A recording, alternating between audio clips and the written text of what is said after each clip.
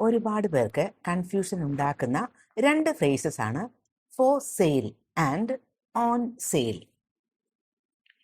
വലിയ ഡിഫറൻസ് ആണ് ഇവ തമ്മിൽ. ഫോർ സെയിൽ എന്ന് പറഞ്ഞാൽ something is available to buy എന്നാണ്. ഒരു കാര്യം അല്ലെങ്കിൽ ഒരു വസ്തു വാങ്ങുന്നതിന് ലഭ്യമാണ് എന്നർത്ഥം. ആ ഒരു വസ്തുവിൻ്റെ വിൽപ്പന നടന്നുകൊണ്ടിരിക്കുകയാണ്. ഇതാണ് അതിൻ്റെ meaning. This bike is for sale. ഈ ബൈക്ക് വിൽപ്പനയ്ക്കുള്ളതാണ്. You can buy this bike എന്നാണ് അതിൻ്റെ മീനിങ്. ഹൗസ് ഫോർ സെയിൽ എന്ന് പറഞ്ഞാൽ ഈ വീട് വിൽപ്പനയ്ക്കുള്ളതാണ്. അപ്പോൾ ആർക്കെങ്കിലും വാങ്ങണമെന്നുണ്ടെങ്കിൽ അത് ലഭ്യമാണ് എന്നർത്ഥം. I have 2 phones for sale. ഇതിൻ്റെ മീനിങ് എന്താണ്? എൻ്റെ കയ്യിൽ 2 ഫോൺ വിൽപ്പനയ്ക്കുണ്ട്.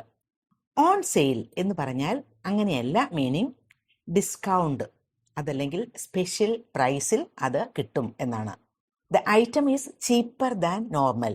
ഒരു നോർമൽ പ്രൈസിനേക്കാളും താഴ്ന്ന വിലയിൽ അത് വിൽപ്പനയ്ക്കുണ്ട് എന്നാണ് ഓൺ സെയിൽ എന്ന് പറയുമ്പോൾ. This shirt is on sale.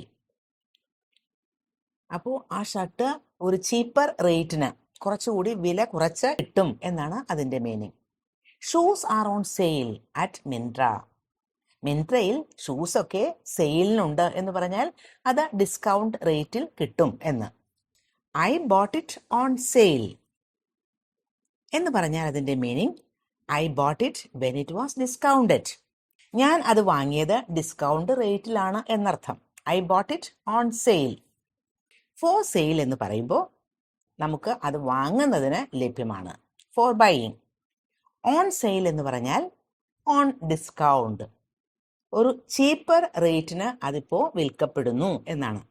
This shop has TVs four sale എന്ന് പറയുമ്പോൾ TV അവിടെ ലഭ്യമാണ്, അവിടെ വിൽക്കപ്പെടുന്നുണ്ട് എന്നാണ് മീനിങ്. ഈ ഷോപ്പിൽ വിൽപ്പനയ്ക്ക് TVകൾ ഉണ്ട്. This shop has TVs on sale. എന്നാൽ ഇവിടെ TVകൾ ഡിസ്കൗണ്ട് റേറ്റിൽ ലഭ്യമാണ്. Choose for sale or on sale. First one, my laptop is blank. I am upgrading to a new one. ഇവിടെ answer, my laptop is for sale. This dress is blank. This week only 30% off. This dress is on sale. Third one, there are 3 apartments blank in my building. There are 3 apartments for sale. The bakery has fresh bread blank every morning.